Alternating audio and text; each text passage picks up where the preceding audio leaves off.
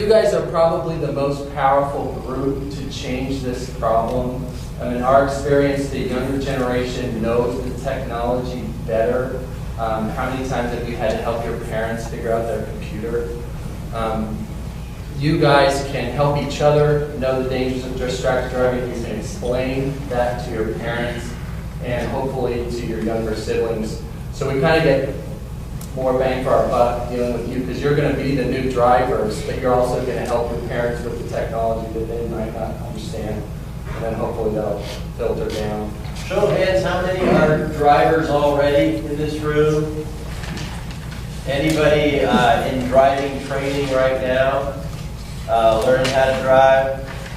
Okay, so a pretty good mix. And then there's probably some that have not driven before, but you've probably seen some things like texting and driving, cell phone usage, either in the car you're in or somebody else driving down the road. Okay.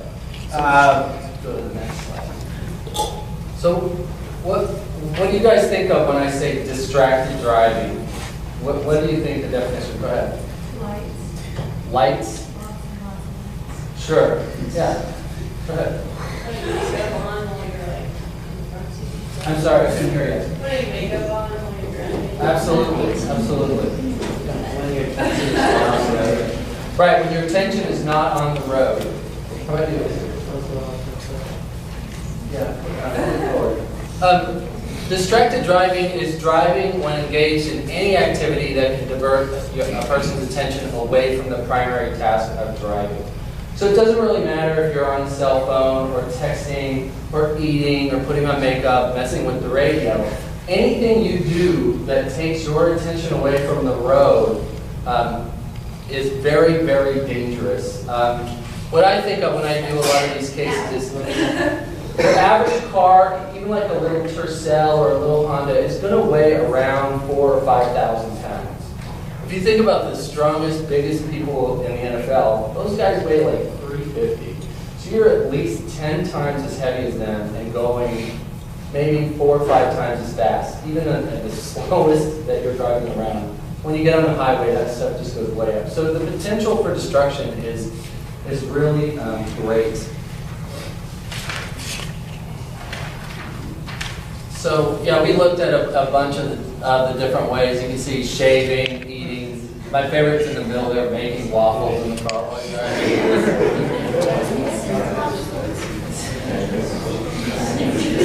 So there are really 3 main kinds of distraction you can have when you're driving. If you think about the task of driving, it really needs to involve your whole self.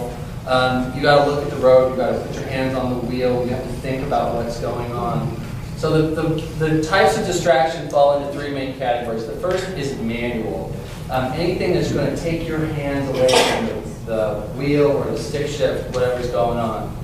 The second is visual. If you're looking someplace in the car or away from the road, if it's not your mirrors, your dash, or the road, then you're really not paying attention to the primary task of driving.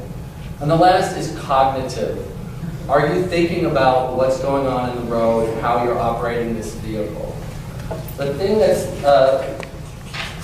the most scary about texting and driving is that it affects all 3 of these categories. If you are on your phone and texting, your hands are off the wheel, at least one of them, your eyes are off the road, and you're thinking about something else when you should be thinking about the task of driving. So it's really, and we've done a bunch of studies that we'll get into, it's the most dangerous thing you can do while driving. It's more dangerous than drinking and driving. Texting and driving is